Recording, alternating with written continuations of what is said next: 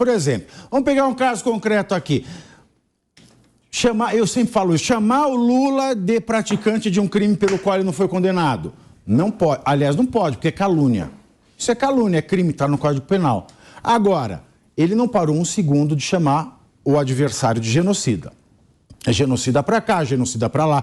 Bolsonaro, genocida. Chamou o Bolsonaro de bozo também. O genocídio fascista, genocida fascista, genocida fascista. Contudo, o Supremo Tribunal Federal, ele formou maioria e negou uma investigação contra Jair Bolsonaro por suposta sabotagem durante a pandemia.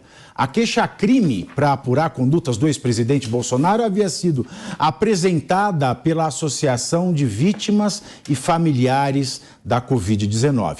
8 ministros acompanharam o voto do relator, Luiz Roberto Barroso, enquanto Edson Fachin e Carmen Lúcia defenderam que o caso fosse remetido à Justiça do Distrito Federal.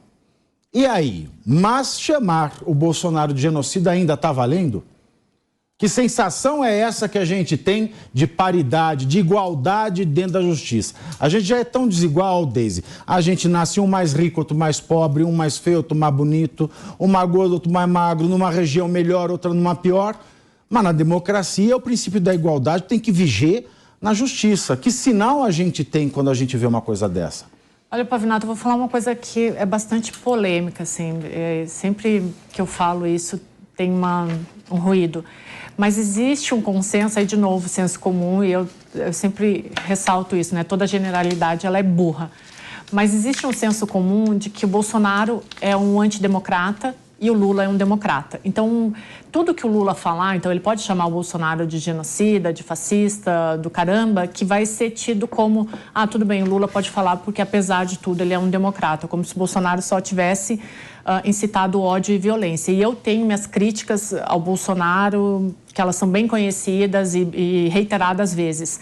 Mas esse senso comum de que entende-se que o Lula é um democrata e pode falar tudo, acaba prejudicando o debate em geral. E a gente já falou isso outras vezes aqui, essa expertise que o Lula tem em construir o debate em cima dele. Às vezes ele transforma a sociedade num debate de surdos, né? Então a gente perde o ponto principal, a gente perde o que deveria ser discutido para ir em torno de um simbolismo circense que ele cria, né? Então ele acaba desviando a pauta para onde ela deveria, né? E ele faz isso o tempo inteiro quando trata do governo anterior, né? Ele vai pautando a mídia, vai pautando o debate público em cima do que ele acredita. E aí a prerrogativa e a justificativa mas o governo anterior era antidemocrata e esse é um democrata, né? Então esse senso comum acaba imperando em cima do debate. Mas é expertise, Capês, ou é autorização? Olha, em primeiro lugar, questão do que é genocídio. A Deise chegou a abordar esse tema ainda nesse debate, da absoluta ignorância e falta de cultura de pessoas que usam certas expressões em total desrespeito e desconhecimento da história. Genocídio é toda a ação premeditada, intencional, dolosa, destinada à eliminação completa de um grupo étnico, religioso ou racial. Nós temos exemplos de genocídios, como em 1915, o genocídio armênio pelo Império Otomano. Nós temos o genocídio de ciganos, eslavos e judeus durante a Segunda Guerra Mundial. Nós temos o genocídio da população Tutsi, que 1 milhão de Tutsis foram mortos numa limpeza étnica feita pelos Hutus, né, lá em Ruanda, em 1994. Tivemos também na Sérvia, em Kosovo, ações de limpeza étnica. Isto é genocídio. Então, para você fazer uma crítica quanto à maneira como o presidente Bolsonaro fez a gestão, isso é uma questão política. Um fala daqui, a gestão da saúde, da Covid, é uma questão política. Agora, em primeiro lugar, empregar esses temas, assim como nazismo, fascismo, isso é desrespeito, isso é violação à própria história e à memória das pessoas. Com relação à investigação, acho que correto seria remeter esse processo à primeira instância, para que lá o procurador da República de lá, da primeira instância, o juiz federal, tomassem a decisão que melhor lhes aprovesse, com possibilidade de recurso. Por quê? Porque o nosso querido Jair Bolsonaro, o Lula, né, no caso, não, é contra o Lula, o Supremo Tribunal Federal. Então deveria ficar aqui mesmo, não poderia ter descido para a primeira instância, ainda que o Lula tivesse feito a ofensa antes do seu mandato. Então, com relação, fica apenas a questão do genocídio, uma colocação equivocada que deveria justificar, sim, um processo. E aí, Felipe? Bom, o primeiro ponto é o seguinte, Pavinato, eu acho que o PT e o Lula, desde o ano passado, têm uma postura muito proativa de buscar o judiciário para todas as situações. A justiça declarou que não pode chamar o Lula pelo crime que ele não cometeu. Exato, como ninguém pode ser chamado.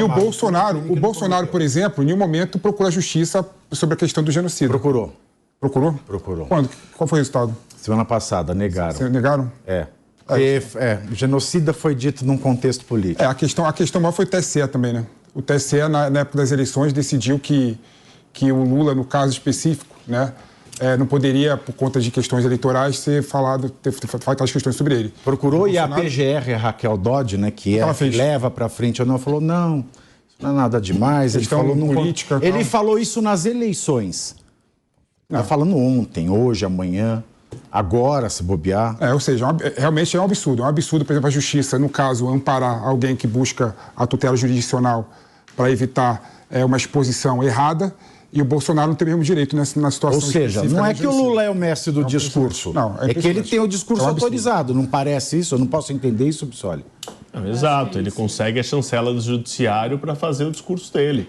E aí é um grande problema, né? Porque a gente vai dando margem para esse tipo de acusação sem prova. Agora, torna a dizer, quem tem, no meu ponto de vista, a função de notificar o presidente para esclarecer o que ele quer dizer quando fala isso, principalmente agora que o STF analisou e arquivou as denúncias em relação ao presidente Bolsonaro da pandemia, porque até enquanto tinha processo em curso, eu entendo, alguém está respondendo por algo, tecnicamente você vai dizer, olha, fulano responde por isso, por aquilo, enfim. Mas quando tem análise do Supremo Tribunal Federal, instância máxima e arquiva, continuar incorrendo naquela mesma afirmação, me parece que resvala muito na tipificação de calúnia. E aí, o Procurador-Geral da República já deveria ter notificado o presidente da República para prestar, ainda que por escrito, como a lei prevê, os seus esclarecimentos a respeito disso.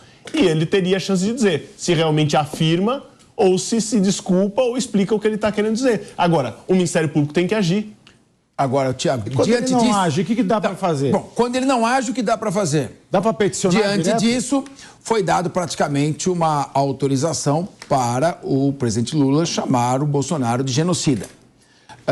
Chamar de genocida é uma injúria, no artigo 140 do Código Penal. Então, o que o Bolsonaro poderia fazer?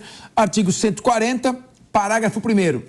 O juiz pode deixar de aplicar a pena, número 2, no caso de retorção imediata que consiste em outra injúria. Então, ele joga um adjetivo depreciativo, o Bolsonaro pode responder na hora com o mesmo adjetivo que ele não cometerá crime. É o instituto da retorção imediata. Isso se chama autotutela.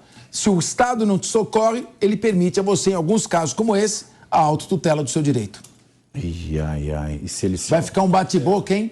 Vai ficar. É a lei do talião de volta? É um olho por olho, dente por dente? Você xinga o sujeito. Corintiano, palmeirense. Pronto, é uma retorção imediata. É nesse sentido que eu estou dizendo. Mas um está elogiando, um está xingando, né? Palmeirense está sendo elogiado, no caso.